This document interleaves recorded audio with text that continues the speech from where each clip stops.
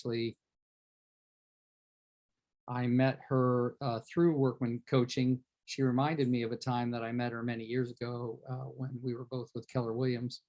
And she was working through the Keller Williams in Westchester County, New York, White Plains. And we, we got to be good friends through Workman Success Systems, the company I coach for and the company she coaches for. She is what we call a master coach, meaning she coaches more of the high level clients. And there's only about a dozen master coaches at Workman Success Systems out of about 80 coaches. I'm still allowed to be a master coach, even though I coach a little less than I used to. And Selena has done amazing things. She took a friend of mine's team to close to 100 million in production in that area by overseeing the team and managing it. And then when she left that, she became more of a full-time coach with Workman Success Systems.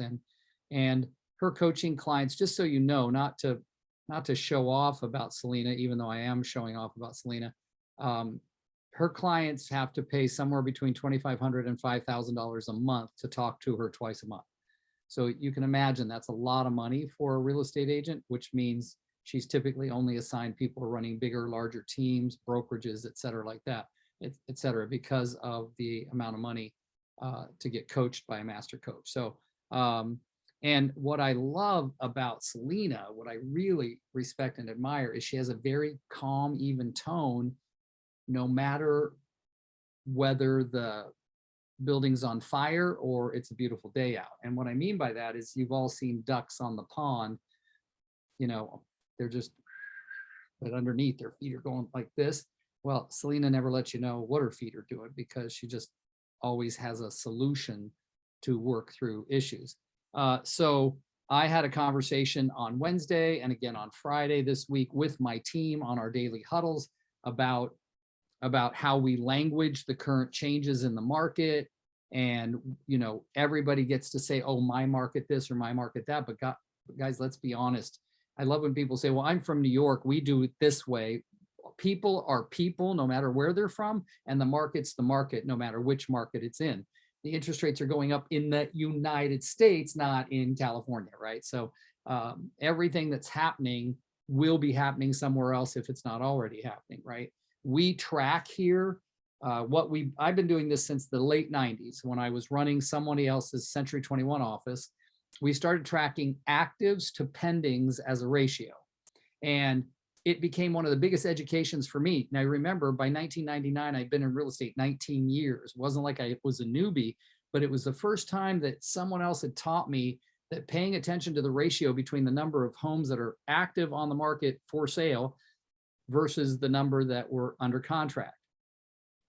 Now, by law, technically, pending is still considered available because it's not sold, it's not closed. So Fremont was one of the largest cities in the United States with the smallest amount of inventory throughout my 40-year career as a real estate agent, not just in hot markets, but in all marketplaces. Like I would talk to people that had 250,000 population, and it was normal to have between 1,000 and 1,500 total listings. And we've never had that kind of inventory. Maybe once or twice we exceeded, in 42 years, exceeded that number of properties in an entire Tri-City area, Fremont plus 2 other cities. But generally, we are very low in the number of homes for sale for a city of 250,000 people. So if you look today, there's somewhere around 130, 140 homes for sale in a city of 150,000, 250,000. But what else do I know about Fremont, which we all need to know about the areas we work? How many residences are there in the city of Fremont? Well, today in the city of Fremont, there's about 71,000 residences. Okay. And so call that condos, townhomes, everything. But if you look at it and you go, wow, out of all of that, if you add the condos and the single family homes, you're looking at a couple hundred places for sale out of 71,000, not really a big number. So that number has fluctuated. It hasn't fluctuated all that much, whether it was a quote unquote buyer's market or a seller's market. And the way we use the pending and active ratios here, and I urge you to do it in your area, is when the pendings and the actives approach equal, you're in kind of a normal market, meaning 30, 60, 90 days on the market, it's going to sell. It won't be too much of a dramatic difference between what it lists for and what it sells for. And then when the number, we have had towns around here in Northern California where the number in the last year, in the last 6 to 10 months, has been 5 pendings for every 1 active. It's a huge difference. So I've been doing all the talking now for almost 6 or 7 minutes, but I want to just kind of get Selena's look, because she coaches people all different areas. What are your thoughts on some of the things I've talked about, Selena? And of course, the language, positioning ourselves, but then again, speak to the fact that the majority of the people on here are going to typically be individual agents. Some might be running a team, some might be on a team, but at the end of the day, when we're looking in the mirror before we brush our teeth and go to bed at night, it's just us, right? Alone with our thoughts. So share some of your thoughts about all of that with us. Excellent. Good morning, everybody. If you have the ability, I prefer you to turn on your camera because I like to see faces, but if you can't, I totally get it. So this is one of my favorite things to talk about. Obviously, we've all been talking about it for quite some time, right? I was, as Rick mentioned, I was in Westchester County when COVID hit and this market that we're in kind of started, and we had a mass exodus, right? So no one knows where Westchester County is, it's the suburbs just above New York City. And obviously when things got tough in the city, everyone wanted to leave. So our inventory was sort of sucked up in about 2 months. Everything was gone. Rentals, houses, everything. People were buying it sight unseen. They didn't care. It was a little bit nuts. And we started to kind of see things shift a little bit more. But even to this day, I coach 17 clients right now, all the way from Portland, Oregon over to Florida. And the same conversation is being had. The inventory is low, inventory is low. And it's been kind of a tough start to the year. Anybody else so far had a tough start to the year? I feel like maybe it's not going the way you thought it was going to go. And so when someone says to me, Selena, there is just no inventory, I say, great, I understand. Let's open up MLS and share your screen with me. And they're like, what? I'm like, just go ahead, log in and pull it up. And I want to see how many houses went into contract in the last 14 days. Let's go look. And they pull it up. And for the most part, it's a significant number. I do coach one person in Upper Peninsula, Michigan, and literally they had 4. I'm not kidding. They had 4 active listings and 4 pending, and that was kind of insane to me. But it's a tiny, tiny little place, so she gets a pass. But the rest of them pulled it up, and there was a significant number, right, that went into pending, actives that went on, properties that went into pending. And I said, great, look at that. And they said, okay. And I said, so why weren't those yours? Tell me why those listings weren't yours. Why don't we have more market share there? What are we doing? And I think people get out of the habit at looking at the numbers. And Rick knows this about me. I love numbers because numbers don't lie. They don't lie. You can't hide behind them, right? They're right there in front of you, and they're going to tell you a story, good, bad, or ugly. So when we pop in there and we start to see, hey, listen, 300 houses went active this week. And like Rick said, we're always looking to see how many went into pending in comparison to the active.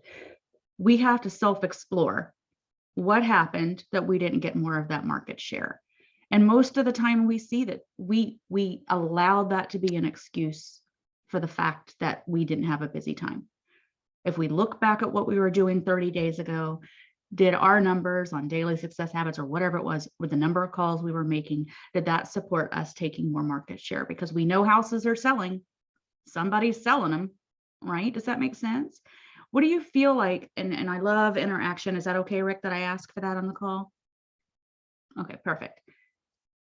Yeah, you probably saw my mouse say yeah. Yes, I did. Okay, so jump in and tell me, has anybody had that experience that my Upper Peninsula, Michigan person had, and it truly was only 4 active listings came on in 14 days? Sherry says no. Andy says no. Okay, right? They're out there. Somebody unmute and tell me what's happening in your market. Give me the numbers. So anybody here actually already know their numbers?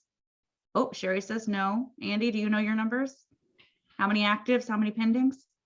As of this moment, I don't, but I will after the call. Are we not? So why do we not get up every morning and look at that and say, hey, listen, and here's what I do with my coaching clients. I don't want perfection. I just want progress. So if you log on every morning and you look at the numbers and then you see how many listings you took and how many pendings you actually got into that situation, figure out what your percentage is of the market share, right? Most of your MLSs will give that to you. There's a report in there that will tell you what your individual market share is. Decide, do I want to make it 1% different? Okay, what would it take for me to up my percentage 1% of market share? And let's do the math. Okay, it's usually not that much depending on where you are, right? Anybody have this happen recently? Because this happened to a client last week and it shocked her. She said, I got this call from my accountant and he said he had to take money out of my savings account to pay our operating expenses. And I don't think that's ever happened before. Anybody been there? Rick says yes. No one else? No one else has been in that situation. First of all, awesome. That's pretty incredible. And she said, I don't know what happened. And I said, oh, okay, let's pull up your deals. And we looked up her transaction tracker and we said, and I said, now let's look at last year. So we pulled them up side by side. Last year's year-to-date closings compared to this year's year-to-date closings. And she said, holy crap. And I said, oh, tell me what you see. And she said, oh my God, I'm so far behind where I was last year. And I said, how did we get here? How did we get to this point today where you didn't know that you didn't have enough money to pay operating, to pay your staff, et cetera, or even if you're a single agent to just cover the operating expenses for listing cost, et cetera. And she said, I don't pay much attention to it. I just don't look at it. I was like, whoa, all right, let's go backwards here. And so we took a look at her expenses and I said, we got to calculate how many houses do you have to sell every month right now just to break even? What does that look like? And then when she looked up her market share, she said, I'm not paying attention. Last year, I had 23% market share, 23%, which is pretty incredible. There are a lot of agents in her area, right? And she's been doing it for a long time. This year to date, she's at 9, right? What happened?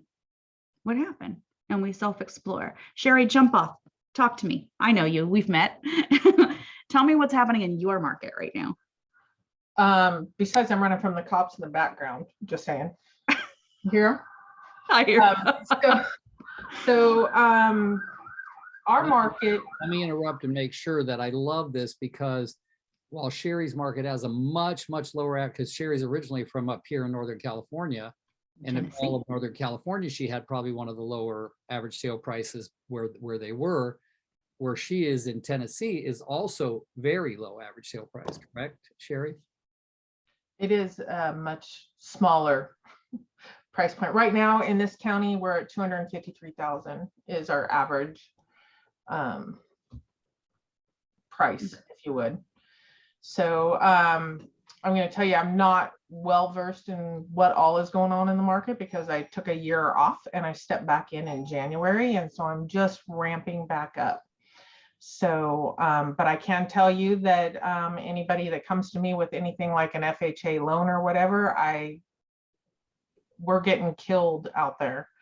As far as listings, I have several that are percolating in the background, but nothing that's coming up at this moment. So what are sellers telling you? Tell me what they're saying right now about why they're not listing. More of it is fear of where they're going to go next, and being able to trade across the board, because we are in one of the lowest price homes in America, if you would. And then the people here to go anywhere, we're going to bump up against like Franklin, Tennessee. And so everything kind of around our edges is a higher price point. So getting people to actually move right now is a little difficult. So basically you have to look for the ones that are exiting north, like to heaven.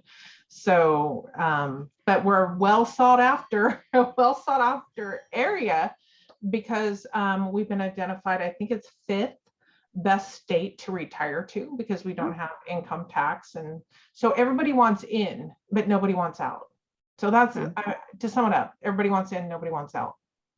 So tell me, because Rick and I, we were on a call together last week and it was pretty powerful, and trying to get out of the habit of saying it's this is a crazy market, right? We were all kind of using that word because it felt relevant. All of us have been pretty tired for the last 2 years too.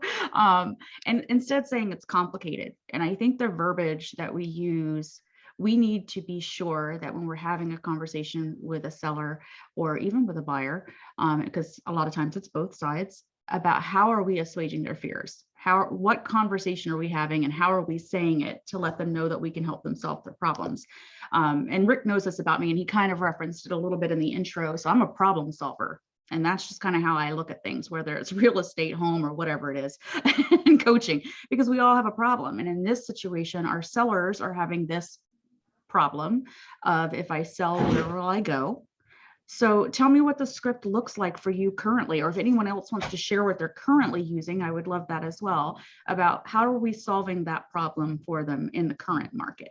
Does anyone have one they're using right now that they feel comfortable sharing? Don't everybody jump in at once. I have Andre, Katrina, Melissa, anybody that's out there in the background. Yeah, and I wouldn't mind hearing from Andre because he's in the Southern California market, which is always fluctuating. And then we have, you know, I don't actually know where Peter is. He's a friend of Sherry's. And so, yeah, there's a lot of good stuff out there that we could take away from on this. Andre, thank you. Yeah, I'm here. The market is ridiculous here in Southern California. We're seeing a little bit of a slowdown. And I agree with Miss Sherry and Gary on the screen. That's what the biggest fear is here. It's like, hey, I can sell for a fortune, but where the hell am I going to go?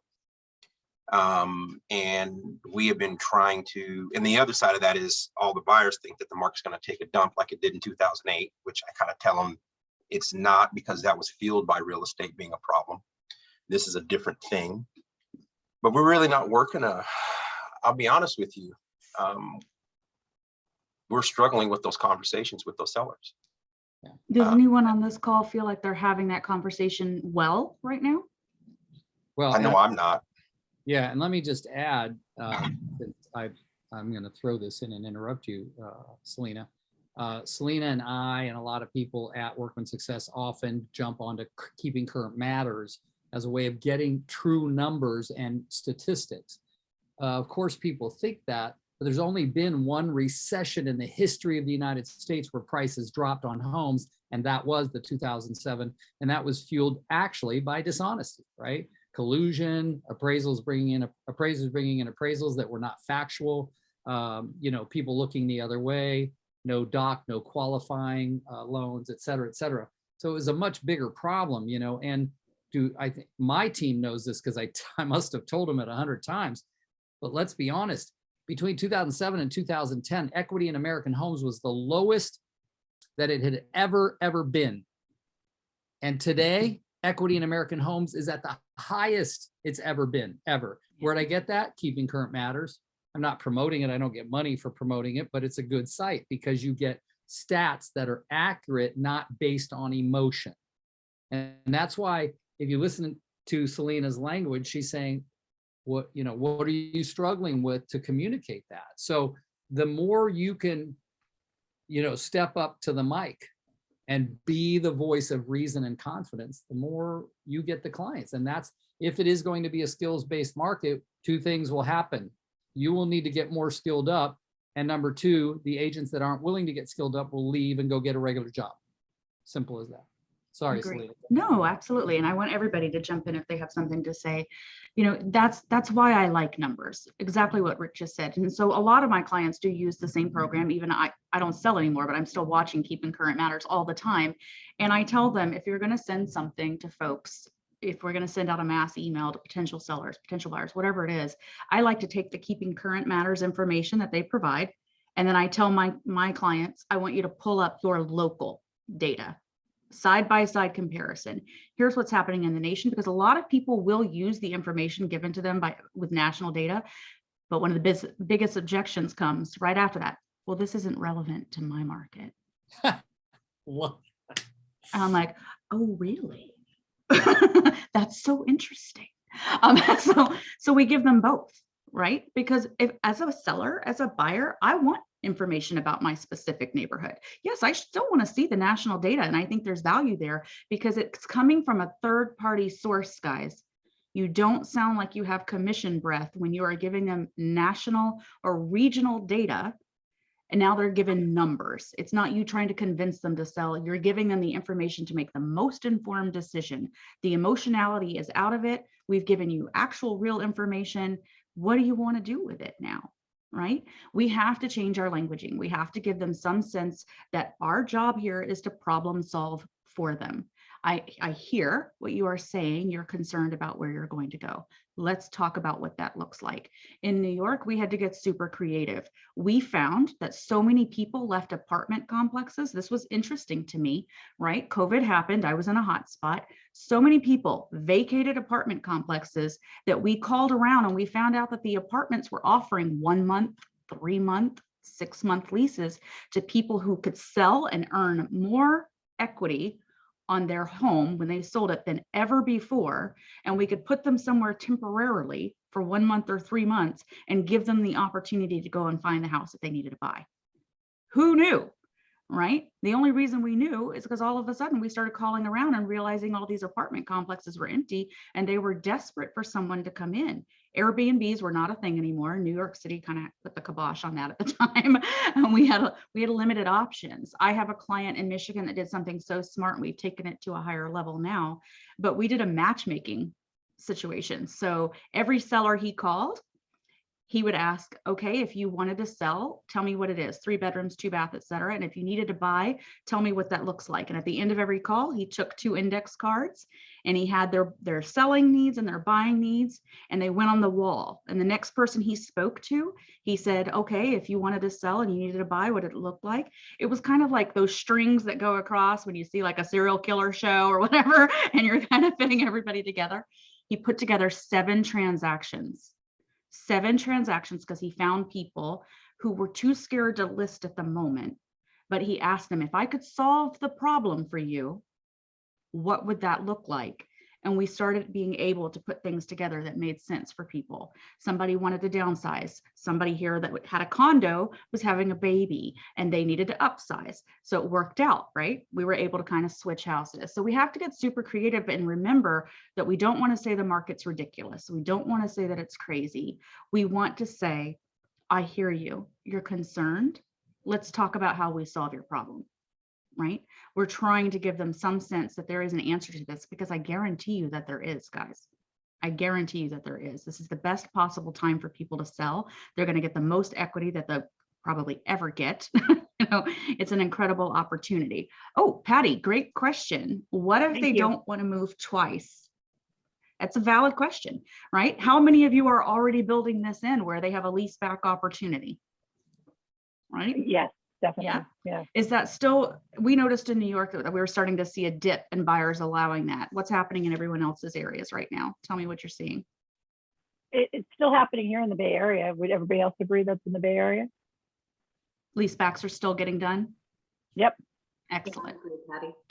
Ooh, I think They're somebody getting else- done here, but they're shorter terms. Shorter It used to terms. be for, a month. Now it's going down to like a week. So it's not as extended or as grabby. Okay. And I think, if they don't want to move twice, Patty, that's okay. What I want you to understand is that we're giving them options in a situation where right now they feel like they don't have any, right? So the key is to say, we understand that you're concerned. We understand that you have this fear. Here are our options, right? We have lease back opportunities. We have moving you into a temporary apartment. Could you stay with family for a short period of time? Whatever that is, we want to tell them that here's the script. We have helped many other people with the same fear. Let us help you with this. Okay. As you start keeping track of whatever that situation is, you start seeing and opening your mind up to the possibility that there might be a scenario that works really, really well for them. We've all had to get super creative in the middle of this, right? We've done things we've never had to do before. It's kind of an interesting time. A lot of people say it's kind of, they use the word crazy, and I'm like, it's fascinating to me. It's fascinating that we're able to expand our skills. And it's just like Rick said, we have to constantly be learning. And that's the opportunity that you have on these calls, right? Is we call it the wisdom of the crowd.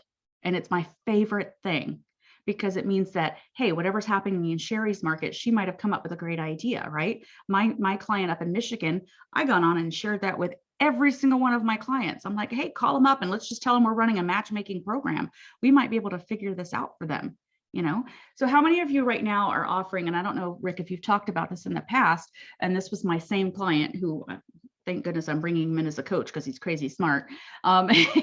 He started, who here, well, let me start with this. Who here has ever sent out a postcard or a letter that says, if you're interested in learning the value of your home, please call me? Anybody? Yep. We've all done it, right? Got the QR code, we send it out, we're trying to pull them into the website, we're throwing spaghetti at the wall, and we're really hoping it sticks. So my guy decided to take it one step further. And he said, here's what I decided. I've got top 50, right? Those are the 50 people we like and trust that like and trust us back. We're talking to them all the time. And he said, I don't have any listings right now. I'm kind of bored sitting around the office. I got this team of people with nothing to do.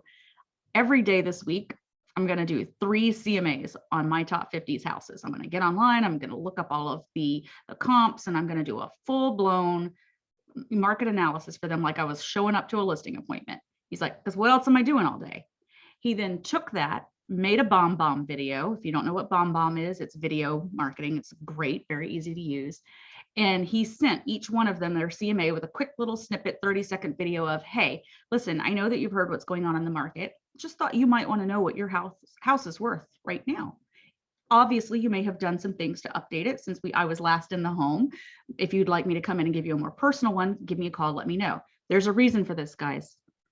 BombBomb lets you track every time they open that email. So yes, of course, everybody's going to open it the first time, right? Yeah, they're going to look at it. He was more interested in the metrics of who's opening it 14 times, who opened it 7 days later, because we're seeing behaviors and we see, wow, they were pretty wowed by that number. He put together, within 2 weeks, he had 2 listings live because they were so shocked by what their house was worth. But the other side of it was there was so much appreciation on the value given that he took so much time to give them that in advance instead of saying, if you're interested, give me a call. Right? He gave them value on the front end. The other side of it was, and this is again, we serve regardless of opportunity.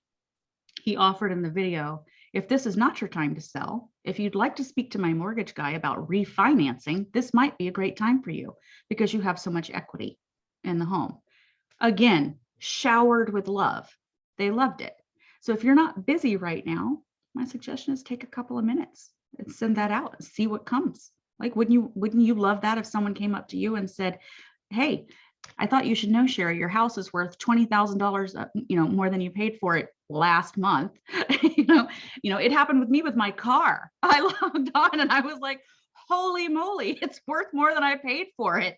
We sold my husband's car immediately because we didn't need 3 cars anymore. And I was like, wow, this is a great opportunity. But somebody had to come to me and tell me, did you know that used cars are actually worth more than they've ever been worth before?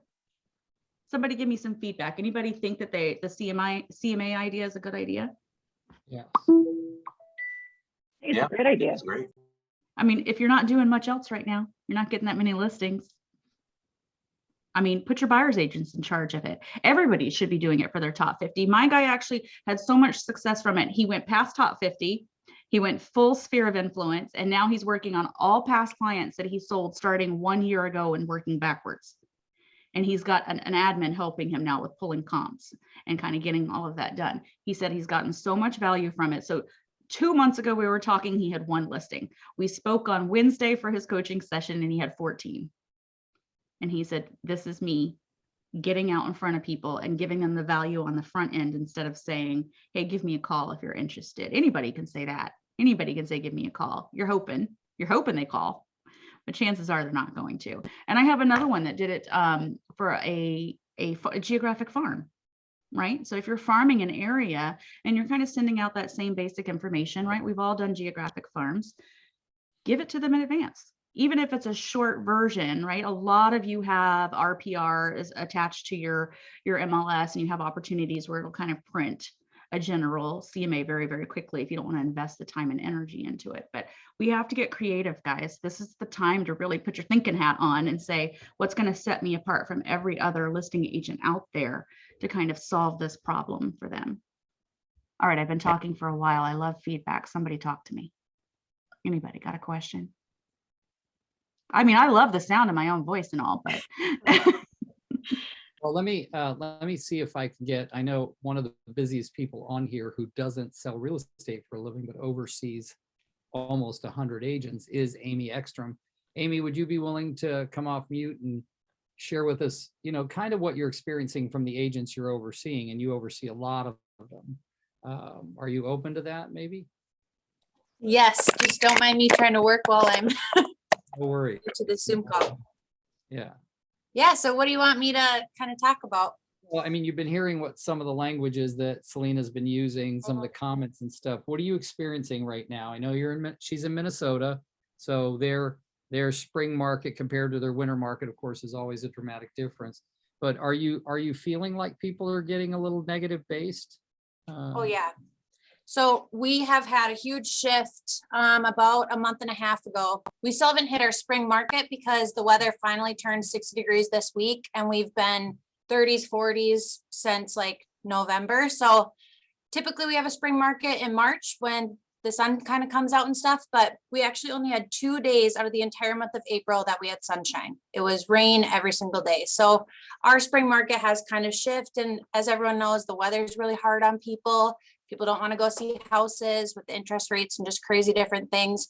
Our spring market is pushed back. So obviously that's really hard on the agents. That's their finance. This is their life. And it's not only very hard to get an offer accepted right now, but also no one really wants to work or be outside, or just people have had just an overall very negative, I'm going to wait for the phone to call me or wait for the phone to ring instead of me actively pursuing business. So all of our trainings and masterminds and probably the last 2 months have all been about positive mindset and just a mental shift. And we're reading the book 7 Habits of Highly Effective People right now, kind of as an office. Paul bought like 50 books and just handed them out to different people. And so we're really just trying to be the foundation and support for our agents right now. If we stay positive, we're uplifting and we're trying to make them be better people, that then they'll kind of give them that motivation to go out there and work harder. And it's been an amazing shift in just the 2 days that now the sun's out and it's 70. So. And I totally get that, Amy. There were periods of time, and I don't regret it because I moved to South Carolina from New York last year, but I do not miss 37 inches of snow in one weekend, just trying to get through that. But kudos to you for trying to shift the mindset. I think it's really, really difficult. Just speaking from I get energy from the sunshine, I get energy from the warmth and whatnot, but it's languaging, it's how we're talking. And I can remember years ago, when I was still working at that market center that Rick mentioned in White Plains, and it was like, no matter how bad that day is, you leave it at the door, and you're setting the tone for the day, right? And trying to get them in there. And I think, so tell me, with your agents right now, as this is kind of shifting and we're starting to see the weather pick up, thank goodness. And like, are they hearing the same things? Are they hearing out of fear? I'm worried that the interest rate is going up. I'm worried I'm not going to be able to buy a house, or a seller saying, I'm worried I won't have a place to live. Is that still the general consensus where you are as well? Yeah. And I think Paul does a really good job. He got into the business right before the market crashed. And so he's like, you guys, I understand how you're feeling, and your feelings are so valid because this is all that you know, but this is nothing. It is nothing compared to what he went through and what that market was. And we have quite a few veteran agents who've been in the business for 20 plus years, and every one of them is like, this is nothing. And me, myself, when I got into real estate, I have my license and it was 5%. So the 5% interest rates to me really isn't that scary because that's what I started out with. And so granted, I was grateful enough to have buyers this last year that did 2.25, and that's awesome. But I think the newer agents who've been in it for like the 3 to 4 years, and they're just so fearful of what is this 6%? That's so scary. And I think in my mind, it's easy to play over what Paul says of this is nothing. It's just one more thing. At the end of the day, people are going to buy houses. This is our livelihood. Like, we just have to keep pushing forward and tell people it's not as bad as, like, it's going to be as good or as bad as you tell yourself that it will be. There's something Verl Workman said to me a long time ago, because he coached me back in the very beginning when I first met Workman. And he said, I had a limiting belief. I believed that it was impossible for us to get to 100 million. I just did not believe it. We had agents that didn't believe they could close more than 12 transactions a year. And he said, I'm going to tell you, Selena, I want you to borrow someone else's belief for just a minute. And he put me in touch with someone else who had said something similar, and us having that interaction and that ability for me to say, they did it, it became more real. So I love the fact that Paul's sharing that, because we need those agents to borrow the belief of someone who has been there, done that, got the t-shirt, lived through the story, right? Go ahead, Rick. That's a really big deal right there, is that sometimes your actions don't satisfy your need for more belief in you, Yeah. and also belief in the activities you're doing that they will create a result. I was watching Casey take notes at when I went with her to her business event in Spain. And the thing that they put on the thing was, get married to the process and divorce yourself from the results. And when I heard that, I was like, that's brilliant. Wow. Like, if you get married to the process, meaning this is going to be the process and it's not always going to be fun. Our marriage is always fun. No. Speaking from a divorced guy, right? Selena, stop Yeah. that. No. In there too. Oh, but well, I love that. Like, you just marry the process. We're in this for the long term on the process, and I'm divorced from the results, because if I stay with the process, I'll always get the results I'm looking for, right? So Really interesting that you say that too, because there's for me to view agents who they have this job to make a lot of money. They're in it for the commission, versus the agents, they're in it to change lives because that's what we get to do. I mean, it is just night and day of their personalities and just how they take on everything and their optimism throughout this versus, oh, I'm struggling with money, I have to go get a commission check. Like, it's just night and day. And I think people like Rick put that in our brains of, we're here to change lives and we're here to influence and just be a magnet to everyone else and make their lives better. So yeah, that's really interesting about the marriage versus the divorce, because you can see the difference. I love that. You know, this is something I was telling a newbie. That's what I call someone who's just recently licensed, right? They've just gotten started. And it's a young man who's on a team that I coach in Denver. And the other day he was getting very disheartened, and they have a tight market as well. It's a little bit different, and they have the same weather problem. And he said, I just don't know. I just don't think anybody's going to buy right now. And I said, I have to tell you, this is the beautiful thing about real estate. Everybody needs a roof over their head. Okay. That's never going to go away. That's the beauty of what we have and what we do. The other thing that he told me, and because we were struggling with speed to lead, right? And it's always a problem. We're always trying to get agents to answer the calls, take it as quickly as possible, because we don't want them to move on to someone else. And speaking to what you just said, Amy, he's a young guy. He lives with his mother. He maybe doesn't need the money quite so much right now. He hasn't hit that point. And I said, why aren't you answering that call? He's like, well, sometimes I'm a little bit busy, or I'm thinking about something else, or I'm not in the mood to answer the phone or whatnot. And I said, okay, can I just shift your mindset for 1 second? And he said, okay. And I said, I want you to imagine that is someone whose spouse has just passed and they now have to move and they need help so much. And they're just wishing you would answer the phone because they're going through whatever this is and they need help. And he kind of stopped. I said, or they're going through a divorce. It's a bad situation. They need to get out and get their kids out and they need help. But you don't feel like you're in the mood to answer the call that day. And I said, so shift your mindset of, do I need to sell a house so I can afford, this couch I want to buy, which is what is on his vision board, which is a beautiful thing, but still. I said, and instead say, we are here to help people with the biggest purchase they're ever going to make. And I don't want you to think about it from the perspective of the only people who need our help are people who have $2.4 million and it's just fun because we want to sell them a house. But there may be someone picking up the phone that day and they desperately need your help. And when we shift from transactional to relational, everything changes, right? And in this particular market, we still have to come at it from that perspective. Someone may need to sell because they want that kind of equity that they may never get again.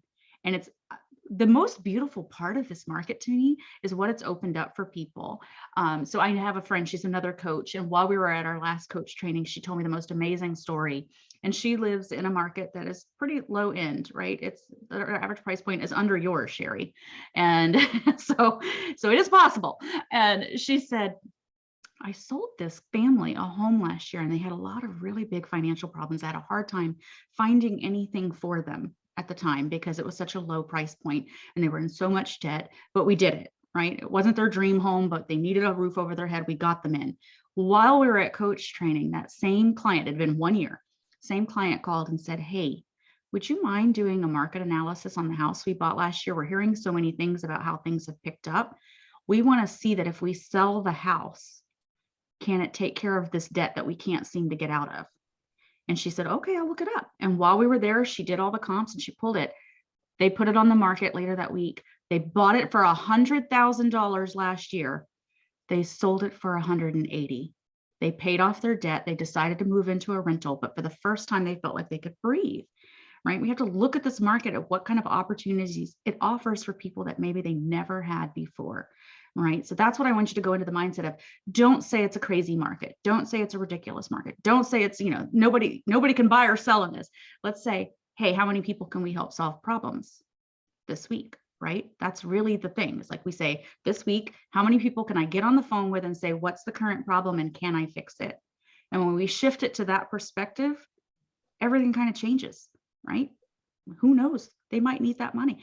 People are now selling their giant house, deciding that they're going to downsize a little bit earlier, right? Have that conversation with my husband, please, because when I downsized, he tried to kill me, and we have 1 kid left in the house, and I don't know why he needs all this space. But what happens is you can sell it, decide to downsize a little bit earlier, pre-empty nest, right? And buy your first investment property for the first time in your whole life. Look at the possibilities that are out there because of the market that we're in. And so I just want you guys to all kind of think about those opportunities, change the language, and say, it's not a crazy market. It's complicated, but I can help you through it. What's the problem? Because I'm a problem solver and that's what I do for a living. Change the conversation. Don't say ridiculous. Don't say crazy. Don't say, oh my gosh, I can't believe it. Say, no, I know what you're hearing, but it's not crazy. It's just complicated. Guess what? I love complicated. Let's fix it. Any feedback? Anybody? Oh, thank you, Patty. Okay, Rick posted a link. I want to see what it is. Hang on. So that just came across to me, Selena, from our financial planner, our financial advisor. And this is what he said when he sent it. When CNBC runs their markets in turmoil, especially as it appears that the next 6 months are pretty strong, news reports rarely report what will only happen, only what has happened. And in this case, CNBC is saying the next 6 months looks very strong. These are the kinds of things that I hold on to very tightly, even though you can probably go find an article that says it won't be good in the next 6 months. When you've got an authority like CNBC and you can present it to another client or to a friend and say, and many of you have heard me say this, when people ask me, how's the real estate market? It doesn't freaking matter what the public perceives or what the news is reporting. I always say the same one word, unbelievable, right? Even if in your heart, you're feeling sunk and low, and unbelievable means unbelievably bad. If you still go, it's unbelievable with enthusiasm, the next question they're going to say is, why is that? Why do you think that? And be ready with your ammunition. If you say, I don't know the ammunition, then darn it, step up, be a student of the business you're in. That's where KCM comes in, Keeping Current Matters, and jumping on calls like this. Nobody's getting paid. Nobody's recruiting. We're not selling anything. We just want to help each other to be better when we go out in the world. All right. Well, let's go ahead and remember that.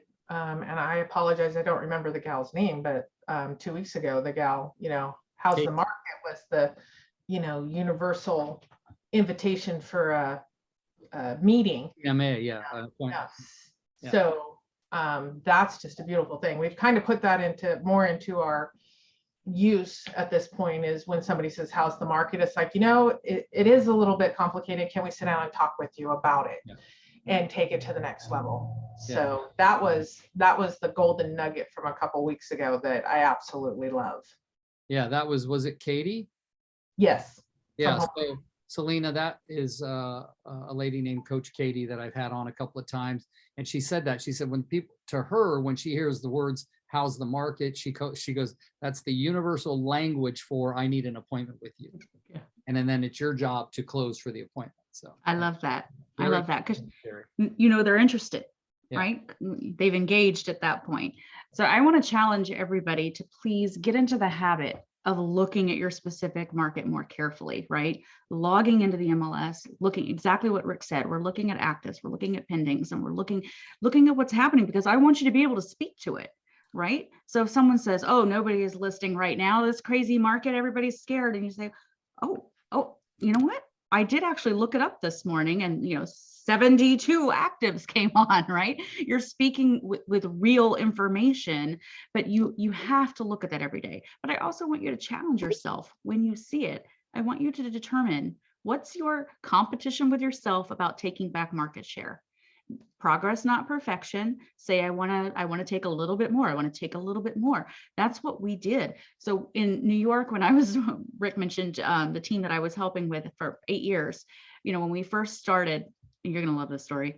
So there's this woman there. And I was like, who's got all the market share where we are? And we were in a big county, but he wanted to focus on the primary town we were in. And he said, no, this one woman, she's just been here for 50 years and everybody lists with her. And I get up and I look it up and I said, who is this woman? And he goes, that's Muffin. And I said, I'm sorry, what? What is her name? And he said, Muffin. That's what she goes by. And she's been there for 50 years. And everybody there lists with her because everybody knows Muffin. She's got the little eyelashes on the front of her car and like all this cute stuff or whatever. And I said, okay, so this is our biggest hurdle, right? We got to get past the market share that Muffin has. It was tough. We couldn't do it. I will say we were really not doing a good job with it. So I had a different strategy, right? Because I'm a problem solver. I said, great. She's not doing much in all of the towns around us. We're going to take all the market share all the way around her market. And we started listing everything that was happening in there. And slowly what you saw happening was we started closing in on Muffin. All of a sudden, people all around us knew that we were listing homes and we started taking back market share. There is always a way. We just have to problem solve it. We got to figure it out. You got to get really creative. And I did actually indicate that I was going to change my name to Cookie and see if that helped, but I never did it. We started Muffin. I couldn't get over it. Okay, hang on. I'm seeing a lot of stuff happening here. Hang on. Let's see. No, that was just me. Yeah. Oh, okay. I put up the link for the site Keeping Current Matters. When I go on to it, it automatically signs me in on my computer. I don't know how that works. It's magic, but you'll be able to just go there and you can have a free account, by the way, with Keeping Current Matters. But if you want some of like it posts to my LinkedIn, my Instagram, my Twitter, and my Facebook, and it'll do that. I think it's anywhere. I think I pay the most, which is $36 a month. Is that about right, Selena? Yeah, that's about right. That's the most you can pay, and that gives you everything they have. But man, just play around with it, have fun with it. Look there. Don't spend money yet. Just go in there and look at all the stats and the things going on in there. It's really good stuff, but it's a great place to find the truth. It's never presented with a, look at this is amazing, it's just the truth, right? And they show stats and proof of it. The other thing I posted, as I said, was from our financial planner. More good news. I think overall, since we're approaching the end of the hour, this is the kind of conversation you have to have with yourself on a regular basis to keep yourself uplifted in a time when those around you are going to do everything they can to bring you down. Because people that are miserable are not happy just being miserable. They're only happy when everybody around them is miserable. It's the honest case. Every one of you have someone in your life like that. Every one of you. And you know who it is. And sometimes you want to be kind and just distance yourself. You can love them from a distance. If they're very close to you and you love them, just love them from a long distance so that you're not affected by the negativity. You really got to watch your environment. Read the book, Willpower Doesn't Work by Dr. Benjamin Hardy. He talks so much about your environment, not just your physical, but your emotional, mental environment. Even the cleanliness of your trunk plays an effect on your mental cleanliness when you go to work every day, especially if you're going to put buyers in your car. I remember, I haven't showed a buyer in a while, but it's not like I forgot what it was like. I would just gather everything from my car that was, throw it in the trunk, slam the trunk and go, oh, look how nice my car looks. But in my mind, what did I know? I eventually got to get home and open that trunk up and go through that stuff and sort it out. So clean up your environment. So Selena, I want to thank you from the bottom of my heart for taking time. I know how busy you are. This woman coaches so much. Sometimes she doesn't get a break for 6-7 hours at a time.